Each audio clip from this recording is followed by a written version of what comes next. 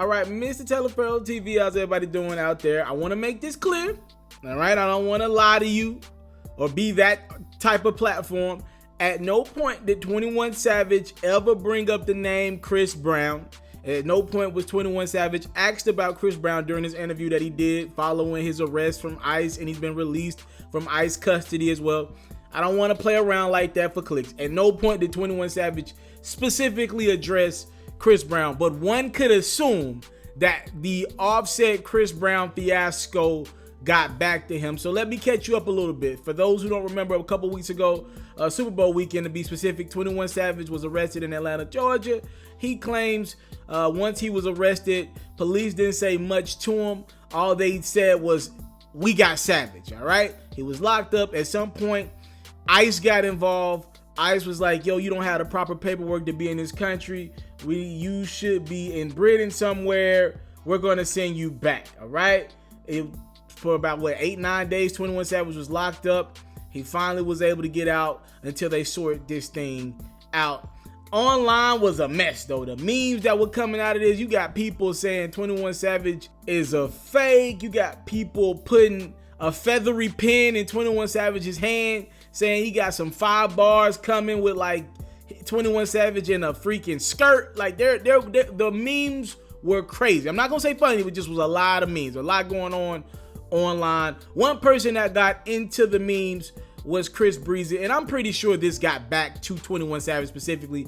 Obviously, he ain't online looking at all the memes, but I'm sure this one specifically from Chris Brown got back to him because they are rap peers or talents in the community, and Chris Brown's a big deal. So Chris Brown posted a meme of 21 Savage rapping, and he put the caption on it, "Come on fam, stop playing with the man's them." A lot of people were like, "Yo, this is hilarious." Some people were like, "Bruh, this ain't funny. This man's livelihood. Anyone should know about somebody playing with someone's livelihood is you. As much shit you done been through, Chris Brown. Hell, a couple weeks ago, you were accused of rape. All right? You should not be the one making any type of jokes about a nigga and his freedom on the line." One of those people who was on that side of the fence was 1/3 of the Migos, about to drop his first solo album, Offset. Now, Offset hopped into Chris Brown's comment section and said, "Memes ain't funny, Lane." The two had a small back and forth online, which led to Chris Brown inviting Offset to his crib, telling him some very disrespectful stuff online. Offset accused Chris Brown of being on drugs. Pretty much a lot of nothing, all right? And that was that on that. I'm sure whatever they're going to have to do is going to happen behind the scenes, whatever, right?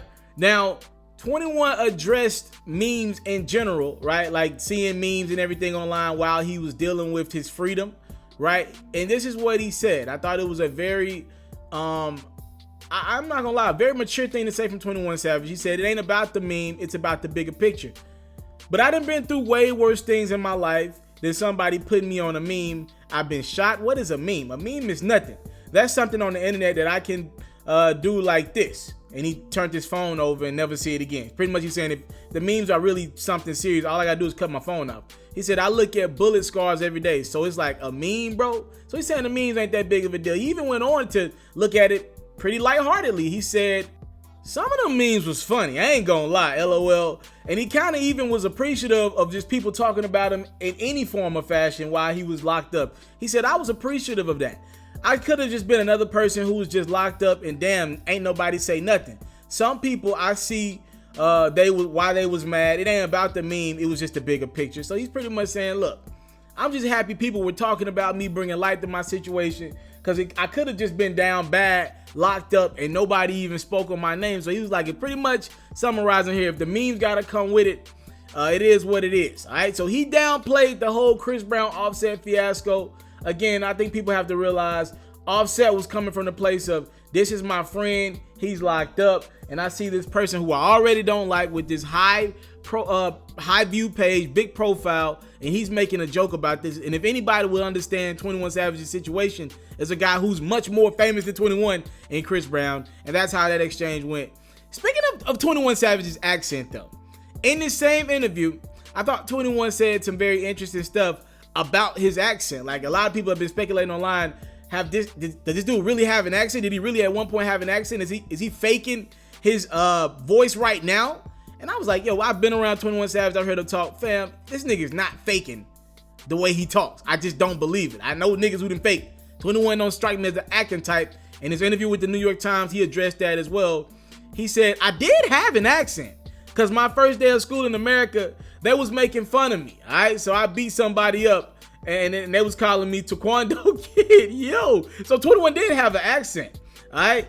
He said, my mama whooped me. She made me stay in the house. So I know I had an accent, but I've been in America for 20 years now. I don't know what happened to it. And people are like, yo, that's fake of 21 Savage. What did y'all want him to do? Did y'all want him to say, yo, I got an accent. You know why I got an accent? I'm from the United Kingdom, or I'm from Great Britain and whatever. Deport me. Why would he say that? Like, duh, if dude had an accent when he was 7, 8 years old, and I think that my paperwork is kind of funny. I'm a big time rapper, a black rapper. You damn right I ain't saying shit. He admitted in this interview that being deported is his worst nightmare. This whole situation coming to a fan was his worst nightmare. I just don't understand what people want from 21 Savage in that situation. We brought up Offset earlier, though, while I have your attention here. Let's tell you a little bit of hip-hop news. A good positive story to spin this one, and we'll bring 21 Savage back full circle in a second. I want to send a congratulations up to that boy Aubrey, aka Drizzy Drake, and them damn Migos, man. They made history. Drake is pretty much breaking his own records at this point in the game. The tour, this is like a 4-month tour that started around August and ended in November. I was actually at the last show of this tour.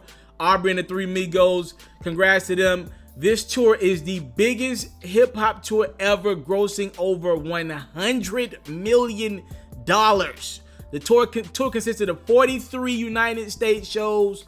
A lot of people came out, from Meek, Dwayne, Post Malone, YG, Cardi, Tyga, Gucci, Trey Songz, Yachty. I think I seen like 7 or 8 acts that came out the one night that I went, the last night of the tour in Atlanta, Georgia. Man, the tour sold nearly 865,000 tickets according to Box Office Tours, bringing in an average $4 million a city, $1.9 million a show. Obviously, some cities seeing them do multiple nights.